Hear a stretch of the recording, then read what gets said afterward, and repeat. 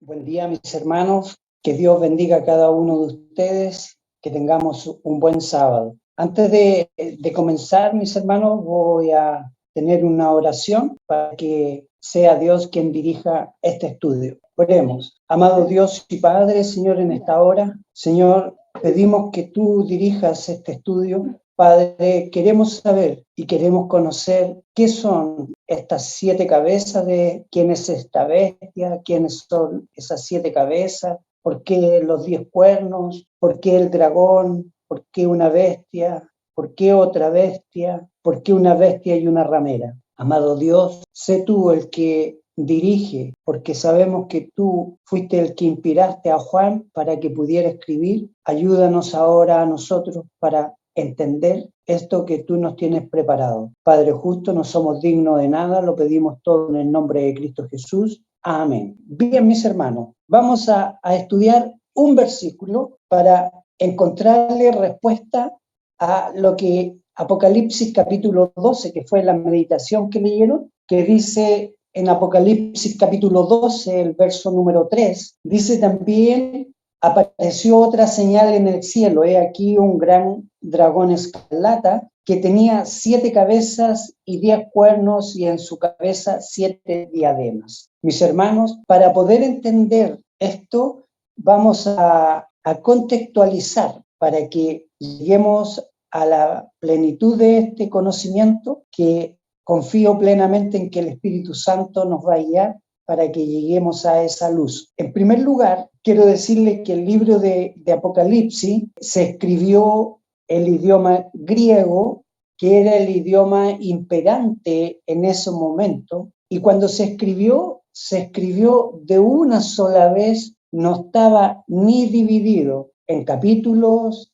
en versículos, tampoco existían muchas de las leyes gramáticas que nosotros tenemos, y en fin. Es por eso que voy a mostrarles algunas formas que fueron escritos y vamos a tomar algunos pasajes en forma literal de lo que sí escribieron en el principio, porque por la traducción muchas veces entramos en equívoco. Bien, el libro de Apocalipsis está en 4 secciones. Comienza con diferentes eventos que han ocurrido en el santuario celestial. Me explico. El tiempo de las iglesias, nosotros vemos a Jesús en el santuario. Cuando comienza, antes de comenzar las iglesias, comienza Jesús caminando en las lámparas del candelero. Y a través de las iglesias de todo el tiempo vemos a Jesús en ese lugar. Los sellos comienzan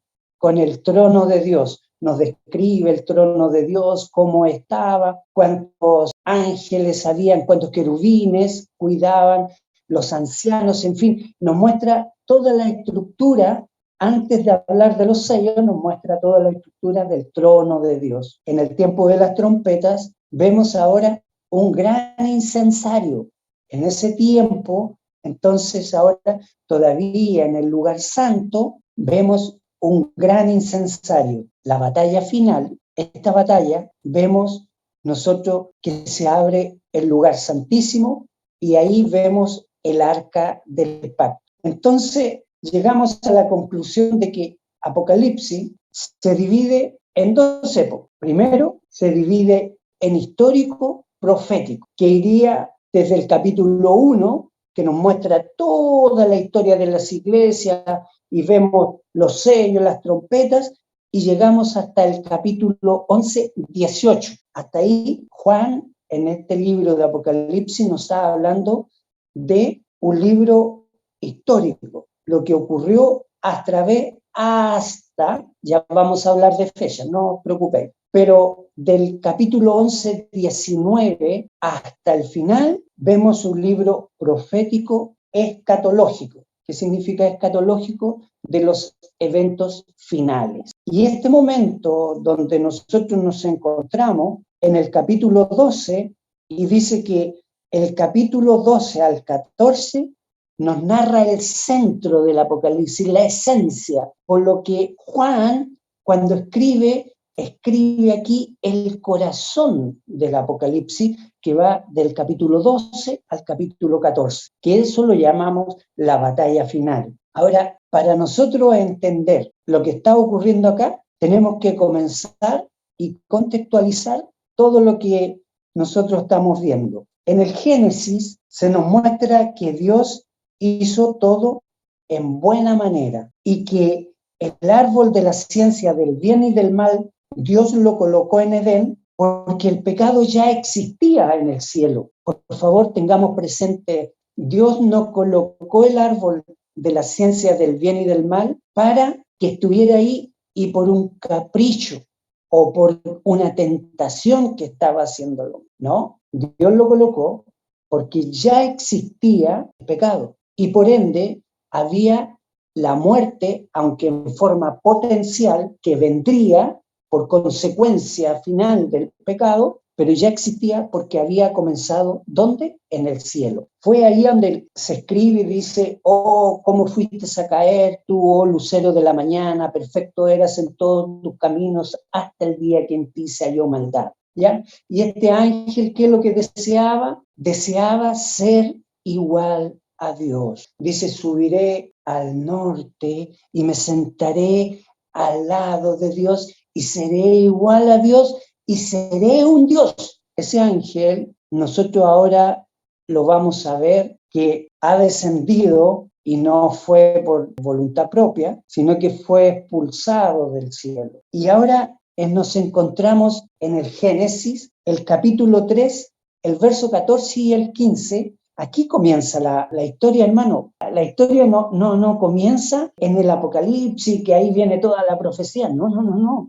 El capítulo 3 de Génesis, el verso 14 y 15 dice, y Jehová dijo a la serpiente, por cuanto esto hiciste, maldita serás entre todas las bestias, entre todos los animales del campo, sobre tu pecho andarás y polvo comerás todos los días de tu vida. Ahora, y pondré enemistad entre ti y la mujer, entre tu simiente y la simiente suya. Esta te herirá en la cabeza y tú le herirás en el calcañar. Aquí está el Evangelio, en un versículo está todo el Evangelio. Aquí, ¿qué se nos muestra? Que van a haber dos simientes. ¿Cuál simiente? La simiente de la serpiente y la simiente de la mujer. Estas dos simientes, dice que va a haber enemistad. Y acá el capítulo 12 de Apocalipsis nos muestra esa enemistad o esa guerra, esas batallas que comienzan, ¿ya? Ahora vamos al libro de Apocalipsis, por favor, en el capítulo 12, y nos vamos a contextualizar en el tiempo, en primer lugar. Ahora, según algunos teólogos adventistas, y yo les dije que esto cuando se escribió de una sola, no estaba separado, y aquí hay un versículo que le falta al capítulo 12 para entenderlo. Nosotros vamos a tomar desde el capítulo 11 el versículo 19. ¿Por qué? Se lo explico ahora. Dice Apocalipsis 11, 19, y el templo de Dios fue abierto en los cielos y el arca de su pacto se veía en el templo. Hubo relámpagos, voces, truenos y un terremoto y grande granizo. 12:1. Apareció en el cielo una gran señal, una mujer vestida de sol con la luna debajo de sus pies y sobre su cabeza una corona de 12 estrellas. Y estando encinta, clamaba con dolores de parto en la angustia del alumbramiento. También apareció otra señal en el cielo. He aquí un gran dragón escarlata que tenía 7 cabezas y 10 cuernos y en sus cabezas 7 diademas. Y su cola arrastraba la tercera parte de las estrellas del cielo y las arrojó sobre la tierra, y el dragón se paró frente a la mujer que estaba para dar a luz a fin de devorar a su hijo tan pronto como naciese. Ok, aquí vemos que la mujer estaba encinta, dice, estaba en la semana 40 y da a luz un hijo. Recuerden que era la simiente de la mujer con la simiente de la serpiente. Ahora, aquí hay una técnica literaria que se llama raconto. ¿Qué es el raconto? Dice, el raconto es un viaje al pasado en forma de recuerdo y de forma muy larga. Por ejemplo, en las películas nosotros vemos que a veces el actor principal está en una escena casi al culminar su vida, pero él va hacia sus recuerdos y empieza a tener recuerdos desde la niñez. Y va así, transcurre toda la película, hasta que termina y llega al momento que empezó. Ese tiempo de volver al pasado y llegar al momento actual se llama literariamente raconto. Hay otro evento que es el flashback, que es un recuerdo, pero un recuerdo que va y vuelve rápidamente. Va, se acuerda de algo, lo recuerda, ¡pum!, pero vuelve nuevamente y sigue la acción. Pero nosotros aquí lo que vemos en el 11:19, el templo de Dios fue abierto en el cielo y el arca del pacto dice que se ve. ¿Cuándo ocurre eso? Nosotros, los que estudiamos, y yo sé que estoy frente a personas que estudian profecías, cuando nosotros estudiamos nos damos cuenta que cuando el templo de Dios fue abierto, yo les nombré delante que Jesús había pasado primero en el candelero, en el trono de Dios, en el incensario, pero ahora llega al lugar santísimo. ¿Cuándo se llega al lugar santísimo? Según la profecía de los 2300 días de Daniel, es en el año 1844. Entonces, esto comienza en un recuerdo y vuelve atrás hasta cuando nace Jesús. Y cuando nace Jesús, dice que empieza esta gran batalla que ya había comenzado en el cielo. Dice que aquí aparece un dragón escarlata, dice que tiene características bien especiales, tenía 7 cabezas y 10 cuernos, y en sus cuernos habían diademas. Ahora, nosotros nos damos cuenta que para darnos cuenta de que ya nace esa mujer, da un hijo, y esa mujer tiene características muy puntuales. Las describo porque son importantes para que entendamos lo que viene más adelante. Esa mujer estaba vestida de sol, con la luna bajo sus pies y su cabeza corona de 2 estrellas. Ella estaba vestida de mucha luz, de mucha luz. Por eso Jesús a sus discípulos le dijo: vosotros sois la luz del mundo. Esta mujer es una mujer pura y entrega su hijo, y que su hijo es tomado, dice, y su hijo fue arrebatado para Dios y su trono. O sea, ¿de quién estamos hablando aquí? Del nacimiento de Jesús. Pero nosotros vamos a entender este dragón, un dragón interesante que Hollywood nos muestra muchas películas y nos muestra mucha falsedad acerca de lo mismo y lo hace ver al final ridículo. Pero acá nos damos cuenta que este dragón tiene características especiales. En primer lugar, dice que es de un dragón escarlata. En realidad, el original es de color fuego, pirós. De ahí viene la palabra pirómano. Su color era como un color fuego. Aquí se describe como escarlata. Lo tomamos como escarlata, pero el verdadero color era color fuego, ¿ya? Y tenía 7 cabezas y 10 cuernos. Nosotros encontramos pocas veces en un animal, un mitológico como este dragón, con 7 cabezas. Pero vamos a ver que hay otros versículos que nos muestran de animal con 7 cabezas. Ejemplo, el capítulo 13, 1 y 2, dice: me paré sobre la arena del mar y vi subir del mar una bestia que tenía, ¿qué tenía? 7 cabezas. Ojo, hermano, ¿ya? Esta es una bestia, el otro era un dragón, ¿ya?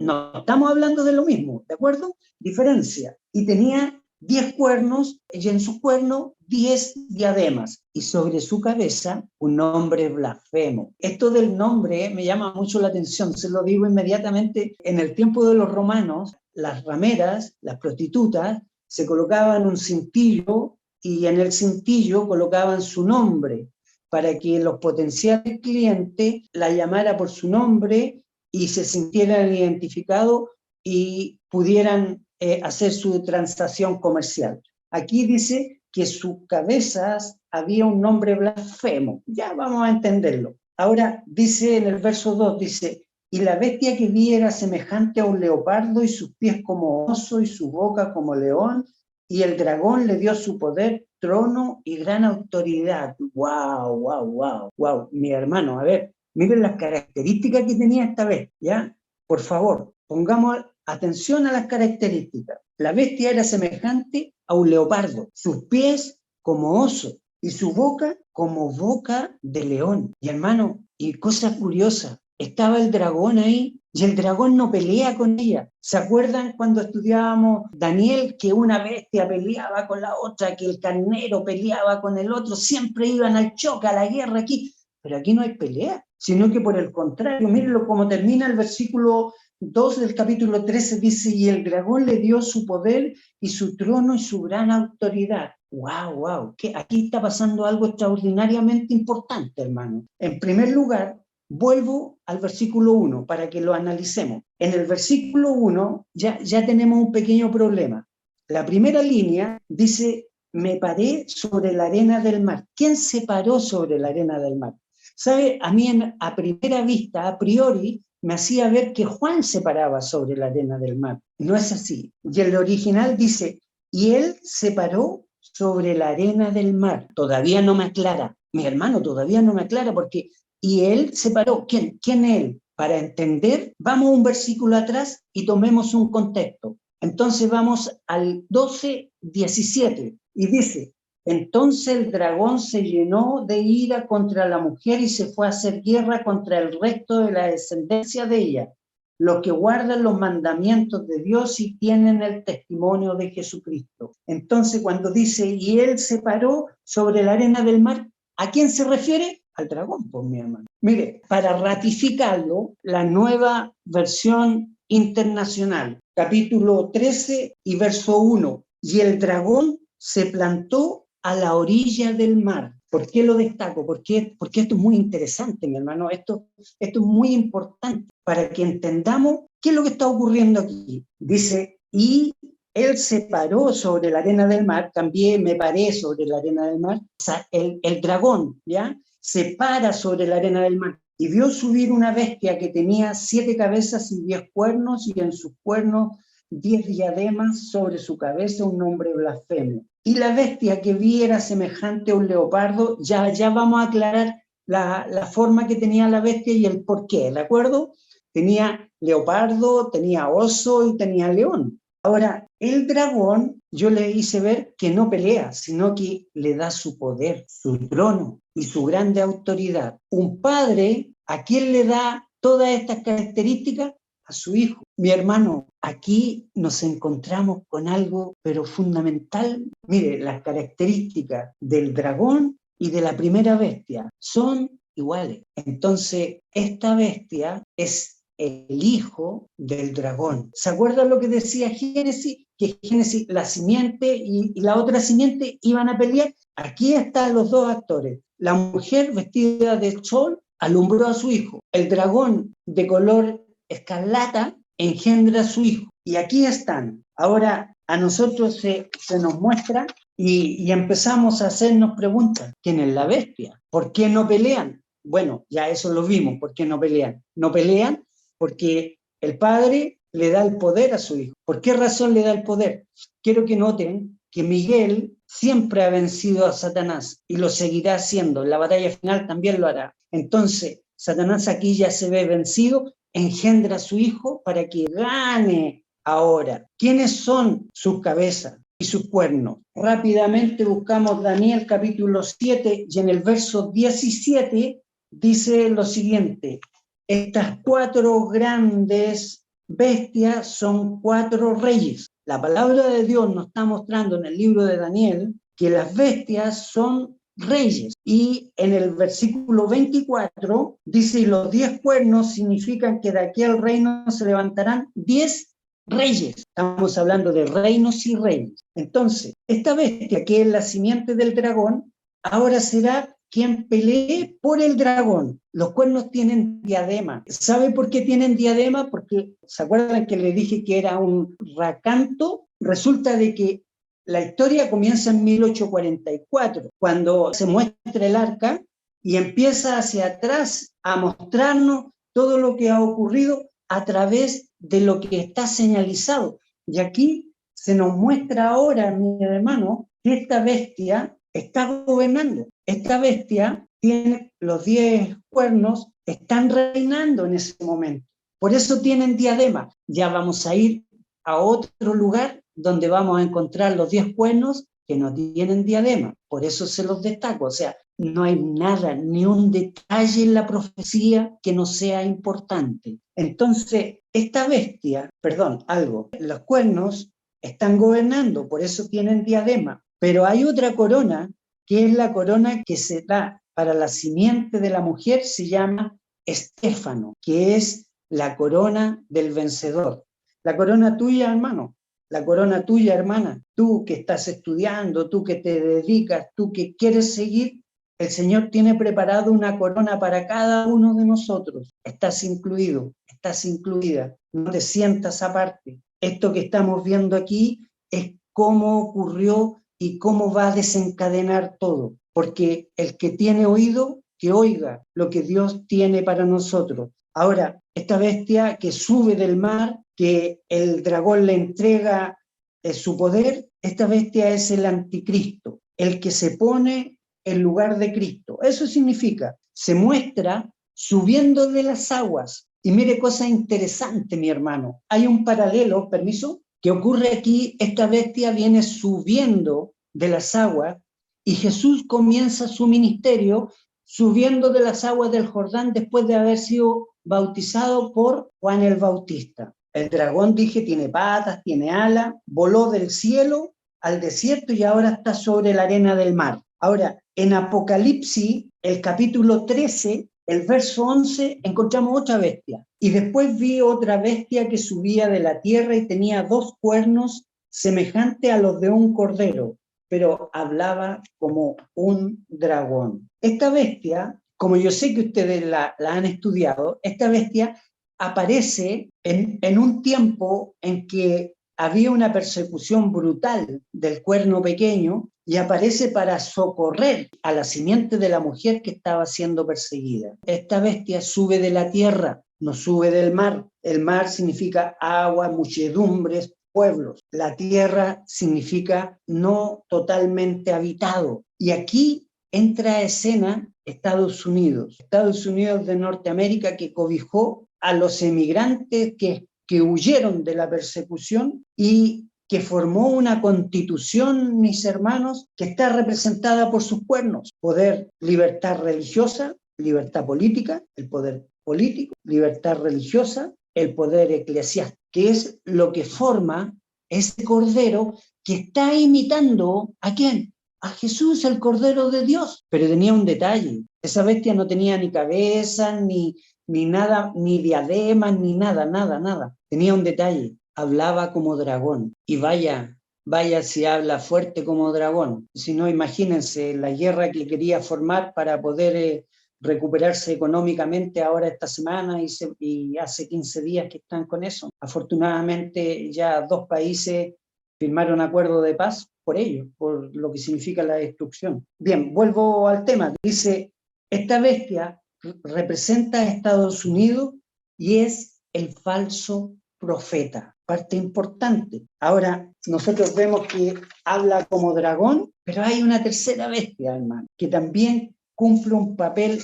importante. Vamos al capítulo 17, el verso 3 al 6. Nosotros vamos a ver que pasamos a otro tiempo y ahora ya no estamos en el pasado. Vamos a ver que la bestia de 7 cabezas tuvo una herida. Una de sus cabezas fue herida de muerte. Y esa bestia, cuando fue al destierro, quedó en el desierto. Y ahora, ¿qué está pasando con ella? Veámosla. Apocalipsis 17 del 3 al 6 dice, y me llevó en el espíritu al desierto y vi a una mujer sentada sobre una bestia escarlata llena de nombres de blasfemia que tenía 7 cabezas y 10 cuernos. Pero hay algo que aparece aquí, que no estaba. En el 12 ni el 13 no estaba. Se lo leo de nuevo. Y me llevó al espíritu al desierto y vi una mujer sentada. Esta mujer no estaba. Ahora aparece. ¿Quién es esta mujer, hermano? Todavía no le digo quiénes son las cabezas, quiénes son los cuernos. Y ahora aparece una mujer. Dice, y vi la mujer sentada sobre la bestia escarlata llena de nombre de blasfemia que tenía 7 cabezas. Y esa mujer estaba vestida de púrpura. No estaba mal vestida. Todo lo contrario, estas vestiduras eran vestiduras muy nobles, solamente la alta alcurnia podía tenerla. Dice, y estaba vestida de púrpura escarlata, adornada de oro, de piedras preciosas, de perlas. Tenía en la mano un cáliz lleno de oro, lleno de abominaciones, de la inmundicia de sus fornicaciones. Dice, la ramera es la antagónica de la mujer vestida de luz del capítulo 12. La ramera es el poder eclesiástico y la bestia el poder civil, porque aunque están, pero no pueden ejercer. Y es por eso que ahora la primera bestia en el capítulo 13 era el poder eclesiástico y el poder civil que estaban actuando juntos. Pero acá mis hermanos, como están en el desierto, están separaditos, se ve separadito, porque ni la ramera ni la bestia tienen un poder que domine en el mundo como fue hasta hace un corto tiempo. Dice, la ramera es el poder eclesiástico y la bestia el poder civil. La bestia del capítulo 13 en uno eran ambos. Se muestra acá cómo funcionaba esta ramera que mandaba a la bestia, o sea, al poder político. Voy a dar un ejemplo que a mí me causó admiración cuando lo leí en El conflicto de los siglos, lo cual le agradezco a este grupo pequeño. Dice, Enrique IV estuvo castigado 3 días y 3 noches. Estamos hablando de un rey, mi hermano, descalzo sobre la nieve hasta que el poder eclesiástico lo perdonó. No quise decir el Papa, dije poder eclesiástico, que estoy guardando eso para el final, pero miren mis hermanos, el papado tenía el poder absoluto por sobre la bestia. El papado mandaba, el papado entronizaba a los reyes, él quitaba y sacaba reyes, no daba una oportunidad. El poder político funcionaba a las órdenes del papado. Estuvo descalzo este rey hasta que el papa lo perdonó. Ahora está en el desierto, después de la herida de muerte. Y aquí llegamos a la parte que yo creo que todos queremos. Vamos a ir capítulo 17, el verso 8, porque aquí se le está explicando a Juan, hay uno de los ángeles que tenía las copas de las plagas que le está explicando a Juan, y le está explicando quién es la ramera y quién es la bestia. Y dice, la bestia que has visto era y no es, y está para subir del abismo e ir a perdición. Y los moradores de la tierra, cuyos nombres no están escritos desde la fundación del mundo en el libro de la vida, se asombran viendo a la bestia que era, no es y será.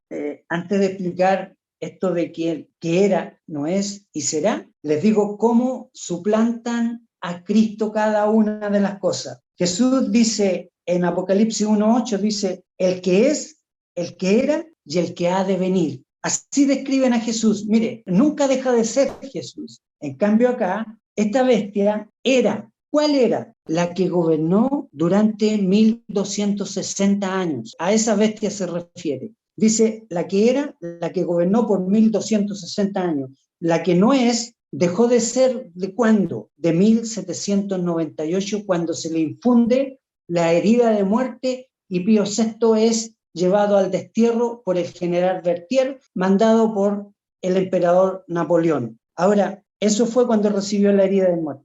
Y está para subir del abismo. Aquí, cuando subir del abismo, dice que va a ser cuando su herida de muerte sea sanada. Y sabe que los moradores de la tierra que no están escritos en el libro de la vida del Cordero se asombraron de gran manera. Ahora, ¿qué significa subir del abismo? Romanos capítulo 10, el verso 7 dice, ¿quién descenderá al abismo?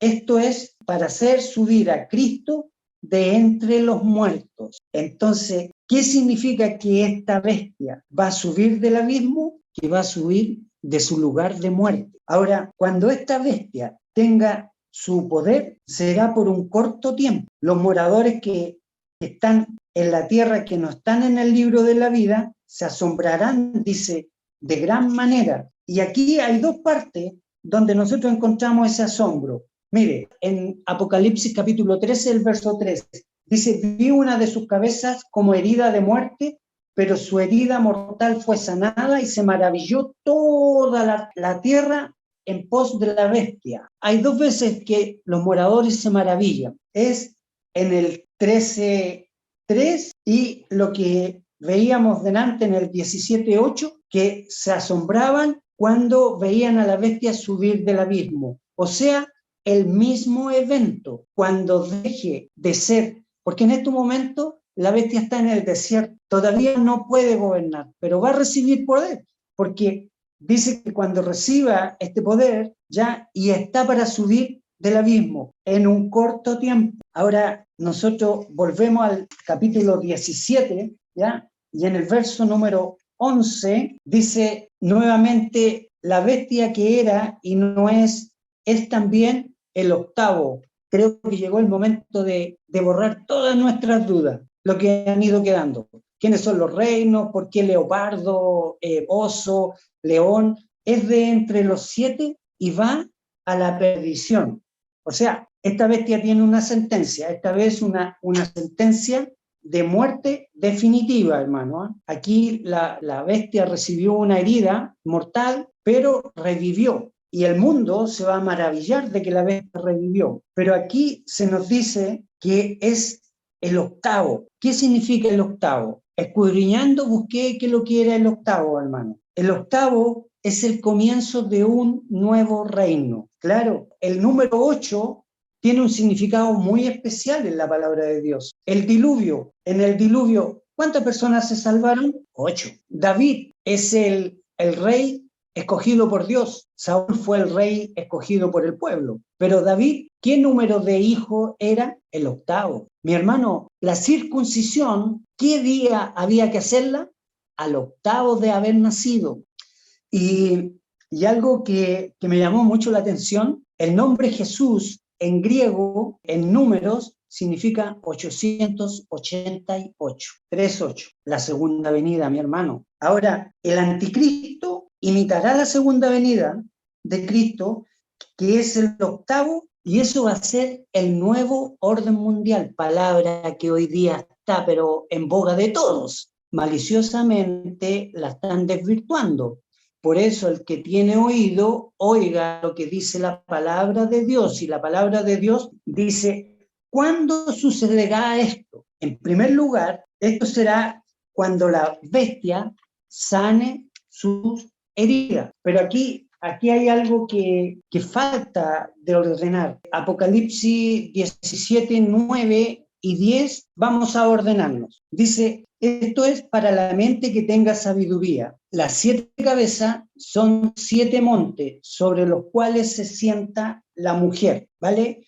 Hay una ciudad en todo el mundo que se le llama la de las 7 colinas o 7 montes. Aquí en el griego ocupan la palabra oros, se traduce como monte, se traduce como peñasco. Ahora, en el 10 dice son 7 reyes. 5 de ellos han caído, uno es y el otro aún no ha venido, y cuando venga es necesario que dure breve tiempo. Mi hermano, 5 reinos en la línea profética que nos enseña Daniel y Apocalipsis. Empecemos. Nosotros tenemos que entender que la bestia nos da a nosotros una fecha que es 1798, que es el tiempo cuando recibe la herida mortal, ¿verdad? Entonces nosotros vamos de ahí hacia atrás, o si queremos hacerla más fácil, comenzamos por lo que nos muestra Daniel en su línea profética y nos muestra que Babilonia gobernó hasta el 539, luego siguieron los persas que gobernaron hasta el 331, luego siguió Grecia, que es el 168, luego Roma imperial, que gobernó hasta el 476, y Roma papal,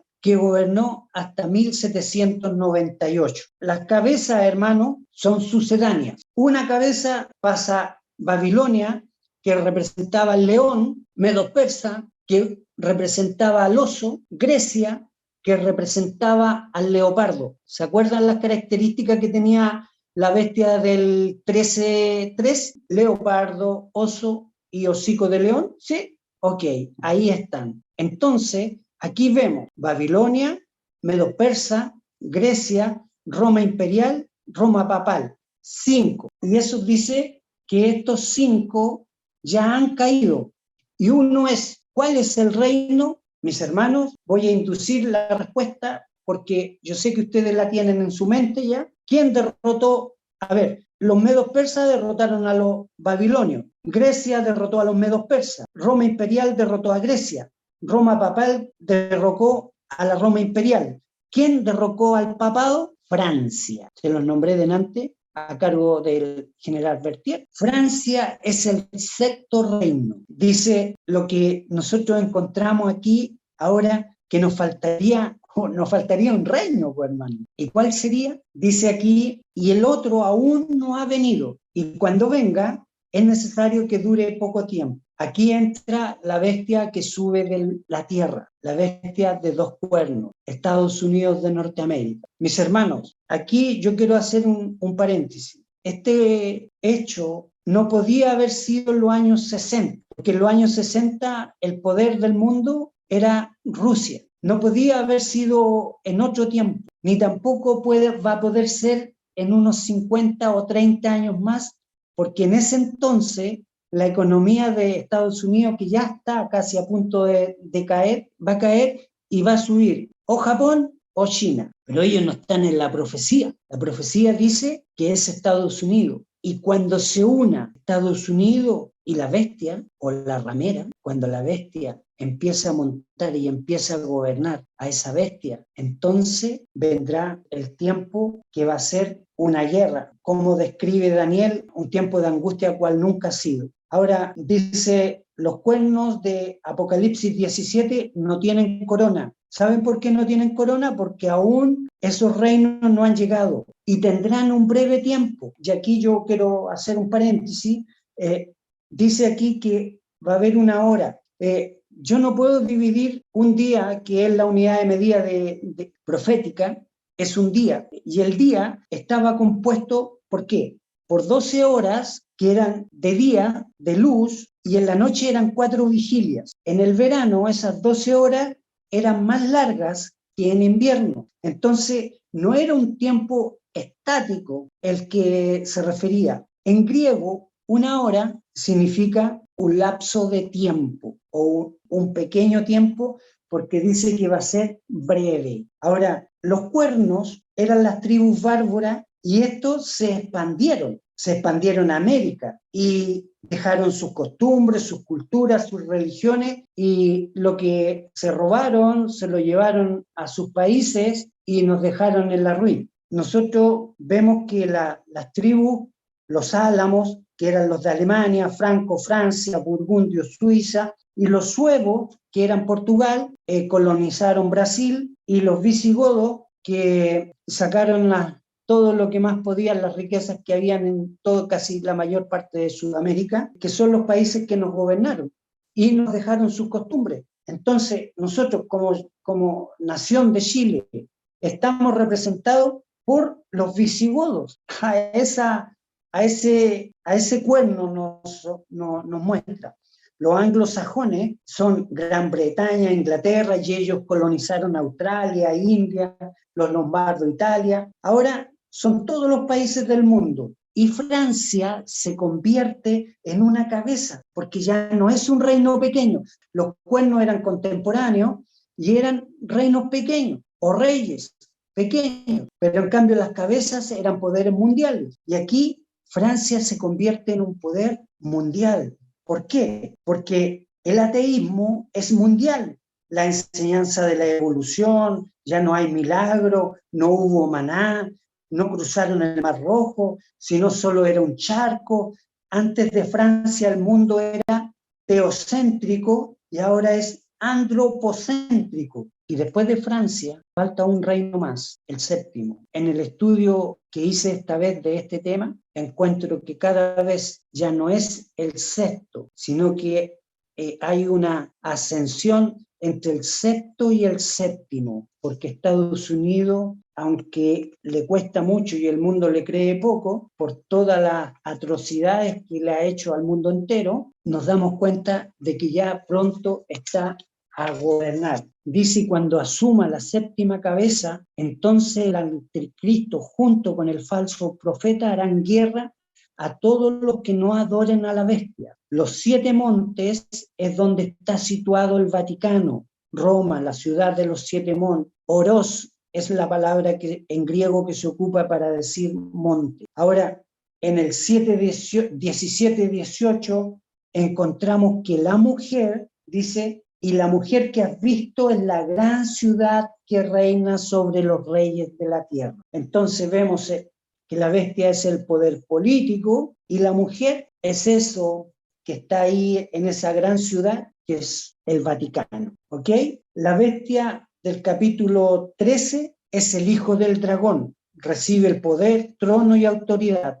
La bestia que sube de la tierra es el falso profeta. En el capítulo 17 vemos una ramera muy ataviada con lo más regio de su época, con un nombre en su frente, sobre la bestia que estaba en el desierto, o sea, aún no se recupera de su herida de muerte, con 7 cabezas y los 10 cuernos que no tienen diademas, porque aún no se le dio el poder. Cuando se una nuevamente el poder político y el poder eclesiástico, entonces la batalla final comenzará. ¿Cuál será la causa del conflicto? Nosotros sabemos cuál es la causa. Viene desde el cielo, ¿verdad? La vimos en Génesis, la vimos en Edén, y ahora es llevada al orden mundial, y vemos acá, y dice, ¿cuál es la causa del conflicto? Juan dice, nos muestra en Apocalipsis 11:19, el arca que contiene la ley de Dios. Los 4 primeros mandamientos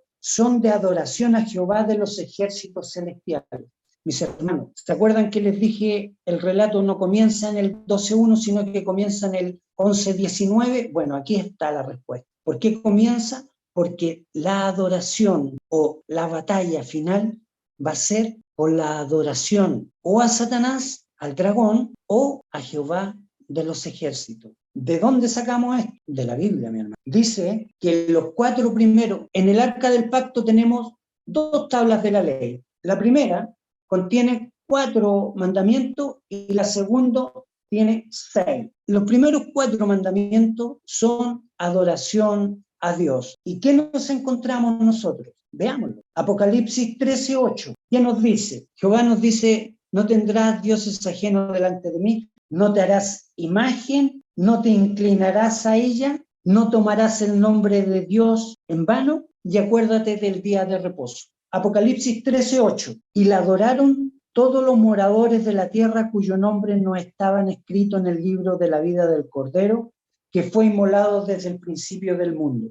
Aquí vemos el primer mandamiento que ya no lo cumple, ya este mandamiento ya le faltaron el respeto, ya adoraron a la bestia y al dragón, y Dios pide la adoración para él. El segundo, el 13:15, y se le permitió infundir aliento a la imagen de la bestia. Mis hermanos, y Dios nos dice que no nos hagamos imágenes, pero aquí se le da aliento a la bestia. Tampoco es ese mandamiento. El 13:6 dice, y abrió su boca en blasfemia contra Dios. No tomarás el nombre de Dios en vano. O sea, nos queda un mandamiento. ¿Cuál es ese mandamiento? Apocalipsis 14, versículo 7. Dice, diciendo a gran voz, teme a Dios y darle gloria porque la hora de su juicio ha llegado. Adorad a aquel que hizo el cielo y la tierra, el mar y la fuente de las aguas. ¿De qué se está refiriendo aquí?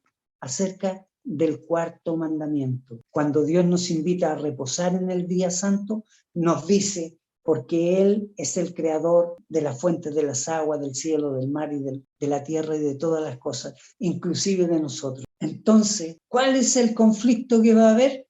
El sábado, así simple, el sábado. ¿Y por qué el sábado? Constantino impone el día domingo, y lo impone en forma sagaz, como una serpiente, porque no lo impone por fuerza, porque ahora ya para la persecución que venía haciendo el poder romano imperial, y la para y hace lo siguiente: seamos amigos. Si usted quiere adorar en sábado, venga, adore en sábado, pero nosotros vamos a adorar en domingo, ¿ya? pero vamos a ser amigos, somos amigos. Hasta que en el 470 ya las tribus bárbaras tenían a mal traer al poder romano, entonces Clodoveo, mire las cosas de la vida, como es la profecía. Clodoveo, que era el rey francés, le da su poder al poder religioso en ese momento para guerrear en contra de las 3 tribus bárbaras que derrocaron, que decía la profecía que iban a caer para que creciera el cuerno pequeño, y aquí crece, y gobiernan por 1260 años. Ahora, el domingo, como dice en inglés Sunday, día del sol. El sábado, el Shabbat, el reposo, el descanso, aquel que Jehová nos deja. Eso va a ser la controversia y se va a imponer de forma brutal. Si nosotros hemos visto los acontecimientos que están ocurriendo hoy en día por aquellos que están a favor de un experimento con los seres humanos, que primera vez que se realiza en el mundo entero. Antes lo hacían con animales, ahora lo están haciendo con el mundo. Vemos que va a ser brutal eso, está descrito, ya se especula con un chip. Y mi hermano, y yo no quiero que caigamos nosotros en eso. Mire, dice que en su frente o en sus manos, pero hay una palabra que me llamó mucho la atención, no la había escuchado, y si la había escuchado no la había prestado atención. Filasteria. Los judíos usaban en su mano como una cinta con los mandamientos. ¿Y de dónde habrán sacado esto los judíos? Me llamó mucho la atención eso, y fui al libro de Deuteronomio, y buscando encontré esto muy interesante. Deuteronomio capítulo 6, el verso 8, dice, y lo atarás como una señal en tu mano y estará como frontales ante tus ojos. Los mandamientos de Dios se lo colocaban en su mano y dice, y lo tendrás y estarán como frontales entre tus ojos. ¿Qué dice la profecía cuando nos habla acerca de la marca de la bestia? Dice que nos va a poner una marca y que no podrás comprar ni vender. Esta pandemia igual nos ha dado un adelanto de lo que se viene, hermano. Hemos pasado algunos que hemos tenido que sufrir mucho para poder vender nuestros productos que fabricamos o para comprar materias primas. Hoy por hoy se hace un tanto complicado, fuera de que nos prohíben si no tenemos un carnet que están dando. No quiero hacer comentario porque... Bien, seguimos, mis hermanos. La marca de Dios y la marca de la bestia está claro. El conflicto de la bestia de las 7 cabezas está claro. Es la línea profética que Dios nos muestra a través de más 4.000 años de historia y se nos muestra hasta el momento en que estamos hoy día, en el momento en que estamos hoy. Ahora, ¿qué debemos hacer? ¿Qué podemos hacer? Debemos a lo mejor... unirnos con aquellos que tienen misiles y protegernos, hacer trincheras para... Hermano, nosotros lo que debemos hacer está en Hebreos capítulo 4, el verso 15 y el 16. Dice, porque no tenemos un sumo sacerdote que no pueda compadecerse de nuestras debilidades, sino uno que fue tentado en todo según nuestra semejanza, pero sin pecado. Acerquémonos pues confiadamente al trono de la gracia para alcanzar misericordia y hallar gracia del Cordero. Hermanos, nosotros estamos representados por el vencedor. Esta guerra, estas batallas, el ganador ya fue declarado, hermano. Jesús en la cruz venció y hoy está oficiando en el santuario celestial por nosotros. Por eso cada acción que está en el libro de Apocalipsis, el santuario es quien dirige. ¿Qué tenemos que hacer? Acerquémonos, entreguemos, confiemos. La corona con su nombre, hermano, está hecha. La corona está lista, está con tu nombre, mi hermano. ¿Sabe? Mateo 24 nos muestra las señales del fin, pero lo que más se destaca, dice, cuidado, que nadie os engañe. Mire las bestias que les mostré, el falso profeta y el anticristo. Cuidado que nadie os engañe. Acerquémonos pues confiadamente a su trono de gracia, hermano. ¿Y cómo lo obtenemos? Sigamos la ruta que llevamos. Estudiemos la palabra de Dios sin cesar, porque el tiempo que estamos viviendo ya no nos pertenece. Y si no se han desatado todo lo que ya viene, es porque aún algunos de nosotros estamos indecisos y no hemos aumentado nuestra fe. Avancemos, hermanos. La palabra de Dios nos muestra, y el que tiene oído, oiga lo que dice Dios a nosotros. Mi deseo y oración, que cada uno de nosotros alcancemos esta gracia. Hermanitos, bueno, después de este hermoso sermón que nos dio nuestro hermano, después de nuestra hermosa alabanza al Señor, que ya viene pronto, vamos a pedirle al hermanito que pueda hacer la oración final. Oremos. Amado Dios y Padre, Señor, en primer lugar te doy gracias por la oportunidad que me diste de predicar tu palabra. Señor, perdona mis faltas, ayúdame a mejorar en el estudio de la palabra y por sobre todo, Señor, te quiero pedir, ven pronto, Padre, ven pronto. Prepáranos como tu pueblo, regálanos tu Santo Espíritu para que nos guíe a la victoria. Lo pedimos todo en el nombre de Cristo Jesús. Amén.